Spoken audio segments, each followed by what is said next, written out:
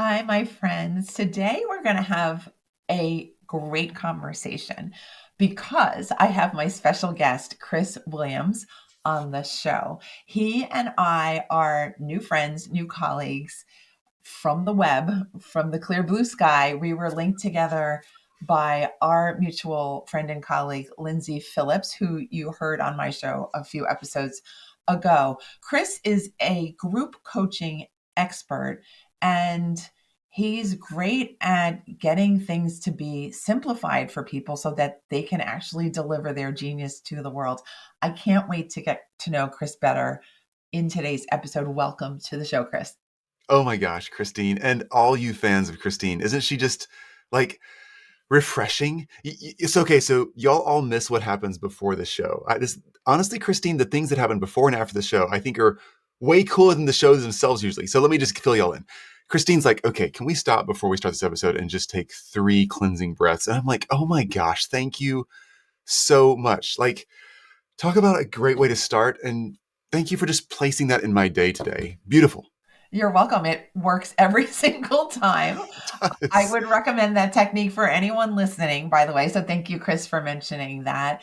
It has a way of stopping any random anxiety from deepening. I think that's at least what they taught me in graduate school. So What do I, they know? I know. And what do they know Okay. about podcasting anxiety? But Chris, thank you for being so lovely at the top of the show. And I'm sure throughout the show, you will continue to be lovely.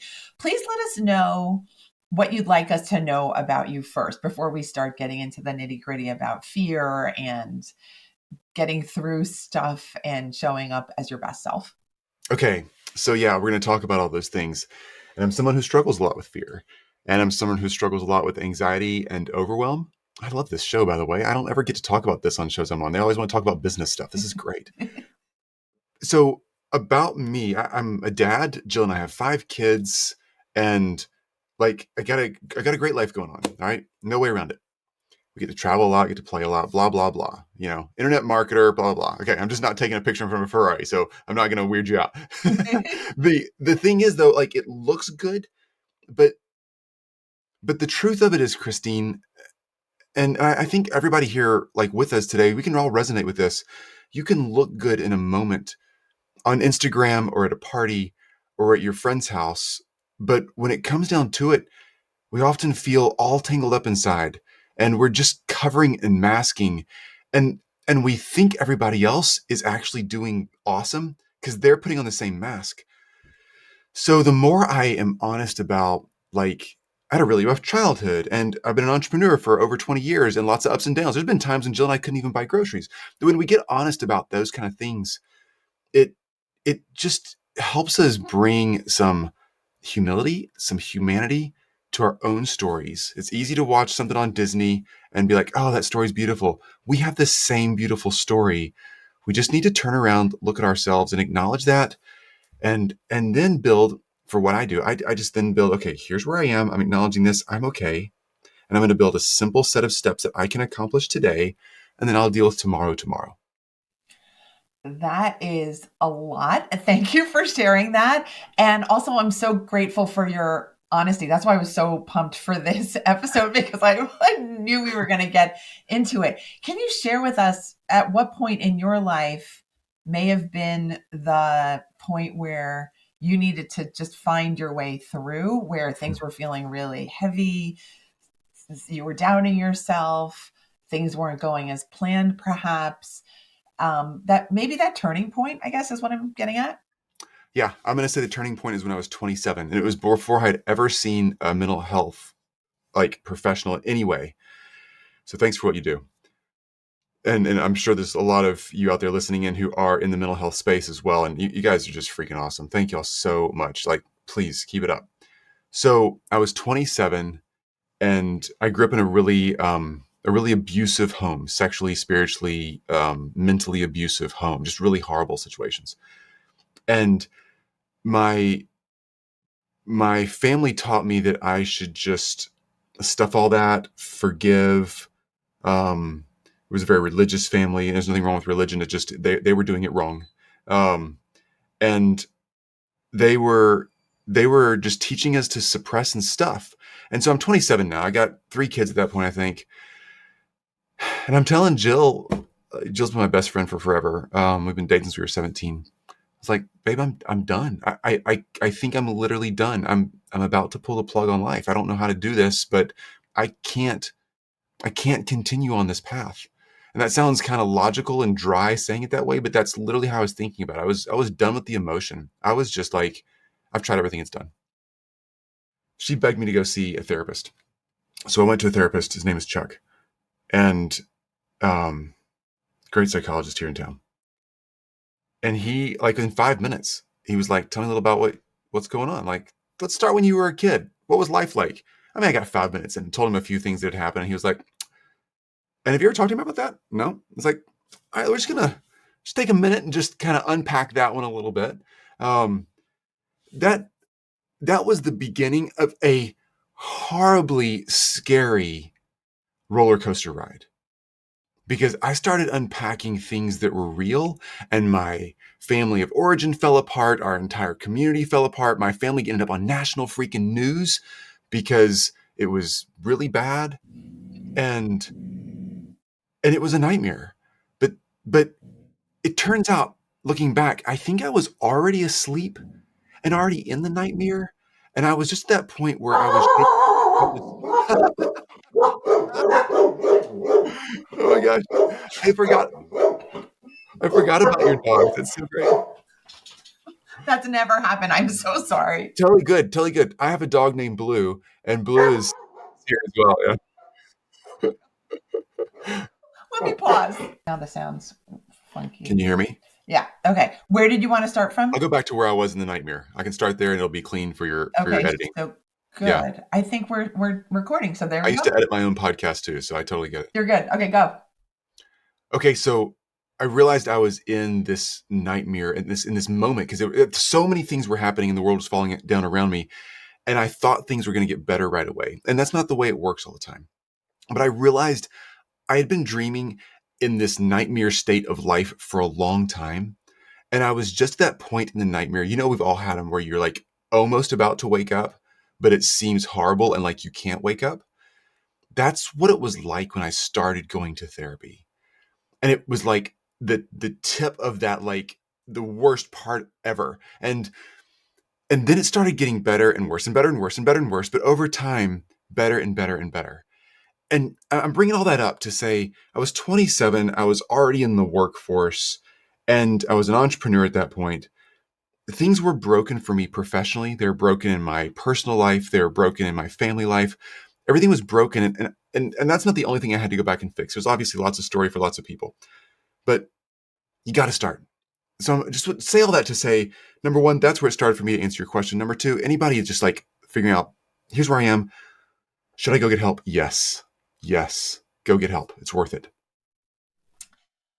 Okay. So we had the dog barking as an interruption. So emotionally, I felt like I was going back and forth. But I want to capture your feelings because I think before you started talking about going to therapy, you were saying you were done with that emotional journey that you were on. You were done doing that. And you said that it felt, maybe you sounded dry saying it. And I found myself feeling filled with feeling. So I feel like your feelings are really live. So I just wanted to give you that feedback. And, I guess what did you learn in that process of unpacking your history and unpacking the difficulties that you were having about your feelings? Oh my gosh. I learned so much. I could spend all day on this. I'm going to go for two different directions. One is that I had to do some very hard things. I had to literally divorce my family of origin. Like, that's so crazy sounding. Not a spouse, but like my parents. Um, that there was decisions like that I had to make to leave old places in order to create space in my life for something new. It's funny. I don't think this is just the first point. The second point's coming. I don't think and Christine, you're the expert here, so correct if I'm wrong. It feels like to me though that we don't create a new space in our lives as adults sometime for a healthier new beginning, and leave everything else as it is. It's not like our life has more rooms to just walk into that are empty and ready. You have to empty a freaking room out, throw all the old crap out, rip the carpet up, repaint the walls, and redecorate that room. So I had to go back and do that. And I have one tattoo. It's written on the inside of my left arm, and it says free, FREE.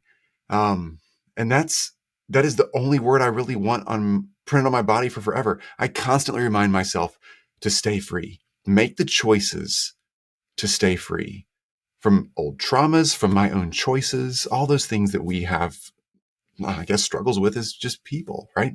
Yes. Do you think that you always were connected with that part of you that wanted to be free, even before the therapy? Oh yeah. Oh yeah. Even before, I'm always a guy who's going out in the woods. I would go running. I'm hiking. I'm paddleboarding, kayaking, rock climbing. Just the outdoors just equals freedom for me. That's my version of it. And constantly looking for that. I just got to a place by the time I was 27 that no matter how much freedom I could throw myself into, what was already in the rooms in my own heart's house, I had to rip those rooms out. Yeah. Okay. Now, could you give us a little bit of detail about that process mentally for you? How did you start to stop stuffing the things that you were trained to stuff away? How did you build new pathways for your brain to work more freely? I'm glad you asked. This is the second point. I did it in community. Obviously, some therapists helped me like get some patterns and some structures put together. Okay, I need to write some things down. I need to have a place to dump if I'm like in the middle of old patterns that day, I need to have a place to write, here's what I'm struggling with, what I'm going to do, what I'm not going to do, whatever. But then I still have this on my phone. I have a I am list and an I can list. And I remind myself frequently, multiple times a week still, here's who I am. Here's what I know myself to be. And then here's what I can do. And I've documented things that I can do, not to like, this is not what goes on my bio when I'm introduced on a show. It's what's like just for me. So I know I got this. Like, I know I can do this. Move on, take the next step. And then doing that in community has been the biggest thing for me, though, Christine. I started a podcast called I Share Hope. I don't produce that show anymore. It's still online. I Share Hope. Anybody's welcome to look at it. I got to interview 125 world leaders, and I asked them the same 5 questions about hope. Why do they have hope? How do they use hope? Is it practical? Is it pie in the sky? Like, what's really going on there? They told their stories. Those people, I think, saved my life because they let me process with them, and I picked up an enormous amount of actionable things to do to keep moving forward. And it took me a couple of years to record all that, which gave me lots of time to continue working. I love your brilliance of being able to assemble a line of therapists for you, right? A line of coaches, a line Yeah, of thinkers and feelers that you can borrow from. And I think that's such a great message for our audience that you can borrow inspiration from the girl next door, the person on the podcast, from Chris here today, from me sometimes on the podcast. And it's okay to be mentally flexible. It's okay to train yourself to think in different ways, in different angles, in different rooms, as Chris has said, than you're used to. Because the ones we were given, that's only a small house, actually. And there's just so many multitudes of ways to free yourself if you feel that house was just a little bit too small for you or too confining or there was no air in that house. And I'm just so grateful to Chris for just being the vibrant self that you are and the person who's willing to share what you've learned. Also, I know that's a big part of your work too. I would you want to comment that you chose entrepreneurship as your career. And as an entrepreneur myself, I do know it's one of the more difficult paths emotionally, isn't it? And can you talk about that for you and how you were able to navigate the ups and downs of entrepreneurship while also being on your self-development journey? absolutely. And I think we can talk fear here as well. I'm somebody who I definitely have a personality that wants to run and jump off the cliff and then look for the parachute on the way down. Okay, so I'm I'm probably not the most well thought out person before I start a new project. I'm better at that now, but 10 years ago, 20 years ago, it's horrible at. Made a lot of mistakes. So I think as an entrepreneur, I'm pretty far down the spectrum of ADHD. Okay, lots of hyperactivity. I have a hard time in traditional settings, offices, schools, things like that. This is pretty common among entrepreneurs. I hear it's pretty common for entrepreneurs to have pretty traumatic backgrounds or really big hardships in their life. They might not be as a child, but whatever, because there's something, it seems like there's something that happens to our brains when we have to figure out life in a very different way to survive it that makes us good entrepreneurs. So if that's you, folks, leaning on that strength, you worked a muscle that most people don't work. Yay, you. Sucks, but yay, you did the workout. Let's go. So yeah, as an entrepreneur, I don't know another thing to be. I don't know where else I would fit in society. You know, And how has entrepreneurship really fit you? it's fit me because it's giving me a place to be free for so many things I want to do. I love experimenting and trying things out. And I love business. I happen to really like the machine of running businesses. So I love systems and I love people. I love teams. I love clients. It gives me a place to do all that without being told what to do by another boss. I've been an employee a couple of times for very short stints, and I'm really like the worst employee ever. So you got to find your place, you know, you really do. Okay, may I ask what has been maybe one of the most standout emotional hurdles you've had to work through in the entrepreneurship part? Fear. Absolutely. I wake up frequently with fear. Um, that could be a 2 a.m. wake up, no kidding, or it could be 6 in the morning when my alarm goes off, or it could be just middle of the afternoon. Because for anybody who's done the entrepreneurship thing, if you've like started a business and it just went smooth sailing and it was perfect the whole time, lucky you, you're literally one in a million, maybe it's more rare than that. There's a lot of ups and downs. There's a lot of scary stuff that happens, a lot of scary bank statements you look at, things like that, losing clients, whatever. That's just part of the journey. So those fears are bigger in my mind than all the successes we've had. Like for real, yesterday, today is a Tuesday when we're recording this. Yesterday on a Monday, we had an amazing Monday. Like we had a killer, like amazing day as a business. But I'm out running this morning and I'm worried about today. Like, oh my gosh, we got to get so much stuff done. I'm thinking, freaking, you could take the week off right now. Like, what are you worried about? You know, it's just those negative things stick harder. And so I'm constantly fighting against fear. And most of that's not based in reality.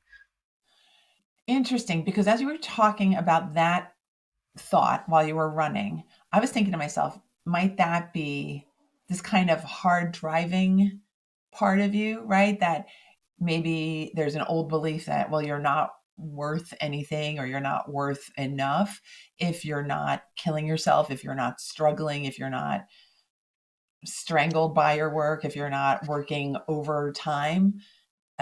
Is that ringing a bell? Did you ask me on this show so you could like help me with some therapy? Because do I have to No, pay you for really. this? No, you're so right on. You're you're absolutely right. Yeah, I'm not just a runner, I'm an ultra marathoner, right? I don't just work out, I do hundreds of pull-ups and push-ups in my workouts. I don't just be an entrepreneur, I'm speaking and doing all the crazy stuff to like just go go go.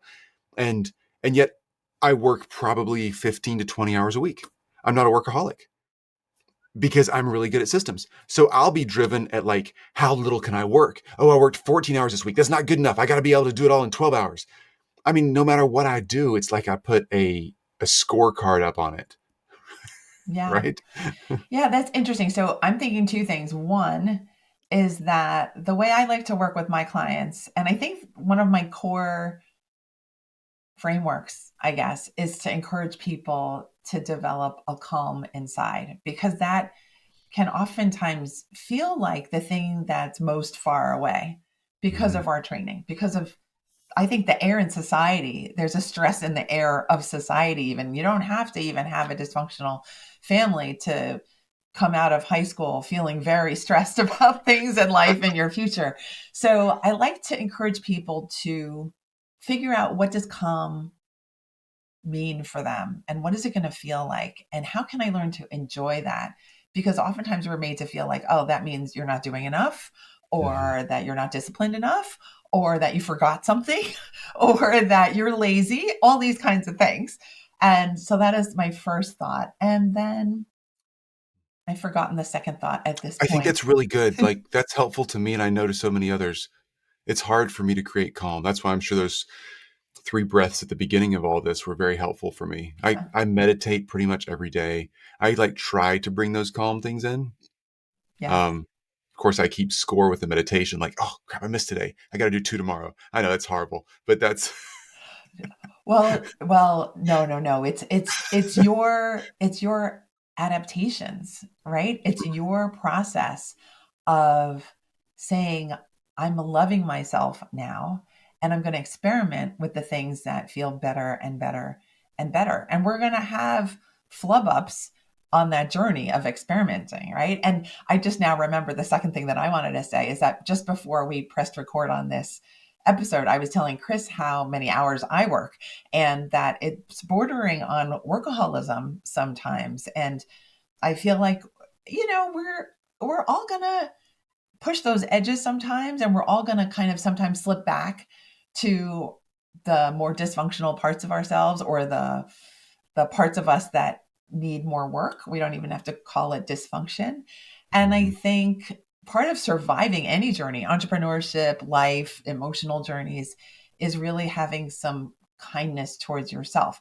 It's when the only voice we have in our hearts and minds is a brutal, self castigating one, that we're really in trouble. That's when mhm, we really need to, like Chris mentioned before, seek out the professional help, because that language and that mind frame really limits our view of life, and view of possibility, and view of what can happen for us, and how much can change.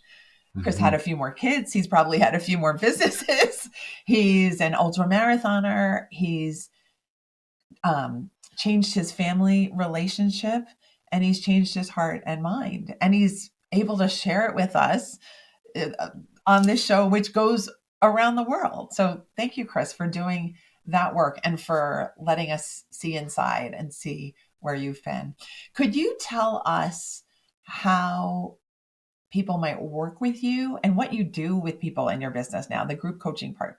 Sure, yeah. So I run a company called Group Coach Nation, and we teach people who are experts how to build high ticket group coaching programs or masterminds. So you can share your advice and your expertise with a lot of people at once and make a sustainable business. That's how I don't have to work that much, is because it's a really great, awesome business model. So we just teach that process. We put people in groups and we teach them how to actually build their own groups, get the prospects in, get their offer ready, and actually deliver their content.